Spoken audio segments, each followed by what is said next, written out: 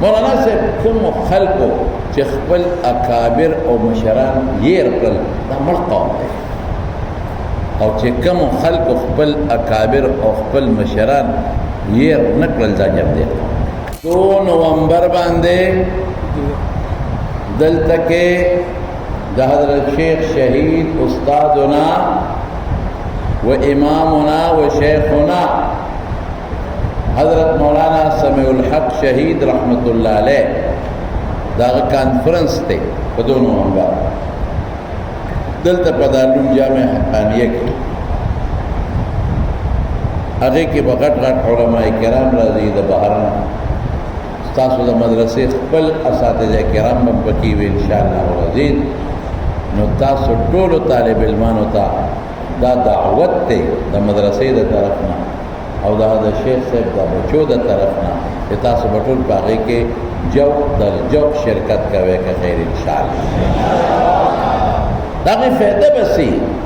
مولانا صاحب کم خلقو چی خپل اکابر او مشران یہ رکل دا مړ قوم دے، او چی کم خلقو خپل اکابر او خپل مشران یہ نکل دا جب دے کہ دا خپل مشر حالات اجاگر شي خلق ته معلوم شي د سکړي گئی.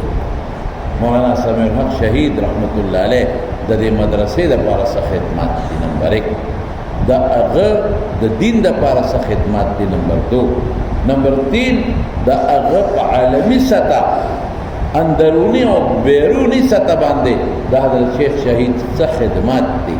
داغه د تصنیف او د تالیف څه خدمات دي. حیران بشه چې دې سړي نه خدای څومره لوی کار اخیستی. داغه مدرسه کې دننه د مدرسې چلولو د مدرسې په تعمیراتو کې درس و تدریس کې لوی خبره ده. د هغې د وفات نه پس ډېر لوی څیز چې د هغه نه کم پاتې دی نو هغه تفسیر لاهوري دی. ګورئ د مولانا احمد علی لاهوري رحمت الله علیه ټول ملحوظات د هغه په درس کې شریک هغې ټول قلم بند کړي دي او په هغې کار شروع کړی دی. وفات نه پس ډېر لږ پاتې و زه یې دغلته کېنولم وي په دې لږ کار وکړم حضرت ما سره وخت نشته ډېر لږ پاتې نو د هغه دغه یو ډېره لویه اساسه او سرمایه به ورته ووایو. مشاهیر علما او د هغې څه چې دغه دي دا څه ورته بیانه یعنې چې کوم عالم دلته راغلی دی او په دارالحدیث کې زوړ کې یا په مدرسه کې تقریر کړی دی او بیان یې کړی دی ټول قلم باندې ټول شایع کړی دی. چا چې څومره خطونه لیږلي دي مدرسې ته خط و کتابت ټول محفوظ هغه شایع شوي دي. حیران بشي په مدرسه پوخ نظر خپل درس و تدریس برابر کول په عالمي سطح خدمات اندرون ملک خدمات یو ډېر لوی سړی بهادر انسان و جریء انسان و یعنې نو د هغه په حالاتو به تاسو ته مکمل بحث وشي. ولې ستاسو سند کې دی ستاسو شیخ دی ستاسو استاد دی او د چې کومه مدرسه د علوم جامع حقانیه ستاسو مادر علمي دی ستاسو د هغې لوی نسبت د حضرت شیخ شهید رحمت الله علیه سره نو دا یو ستاسو دپاره یو مطالعتي پروګرام دی. ستاسو دپاره د سبق اخیستو یو پروګرام دی چې تاسو د هغې نه سبق ووایئ. لکه څنګه چې دلته تاسو سبق زده کوئ د اساتذهونه نو په دغه ورځ به تاسو ډېر څیزونه زده کوئ.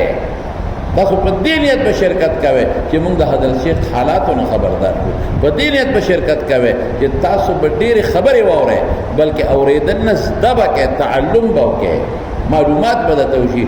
ولې نسبت مو د دارالعلوم جامع حقانیې سره دی او د دارالعلوم جامع حقاني روح روان لوی دخل دی د حضرت شیخ د خدماتو په دارالعلوم حقانیې باندې ډېر لوی دخل دی او ډېر لوی مخلص انسان و صاحب.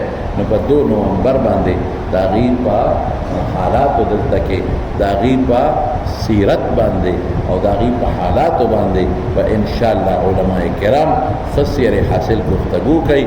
نو تاسو څومره طالب علمان چې دي شوق سره به هغې کې شرکت کوئ که خیر انشاءالله او نور ملګري چې څومره دي هغه به هم خبر کوي چې پکې شرکت وکړي او نور هم چې څومره دوستان دي هغې ته مو چې شرکت پکې وکړي چې دا یو ښکلې جلسه وشي یو لوی جلسه وشي او مخلوق ته یو پیغام لاړ شي.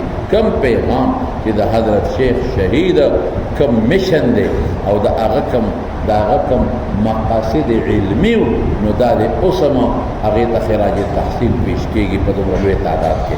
ټول به انشاءالله شرکت کوي.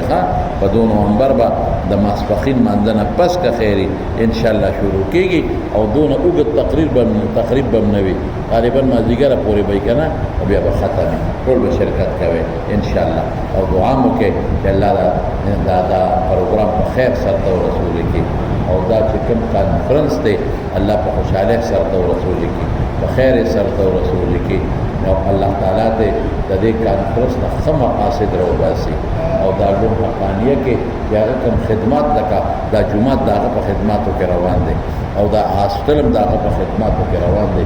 نو دعا کوي چې دا الله په خیر او عافیت تکمیل ته ورسوي. دا چې کوم دارالحدیث کې مونږ ناست یو دا هم د هغه خدمات دي او دا مو سره دعا کوي د مونږ چې کوم محتمم سید موجوده مولانا شیخ الحدیث استاد العلماء مولانا نور الحق صاحب دې د مجدهم چې هغې ته الله روغ صحت ورکړي، هغې ته الله عافیت ورکړي او اقصى خدمات بلکې د هغې نه د بهترو خدماتو الله توفیق نصیب ګرځولی کړي برحمتک یا ارحم الراحمین.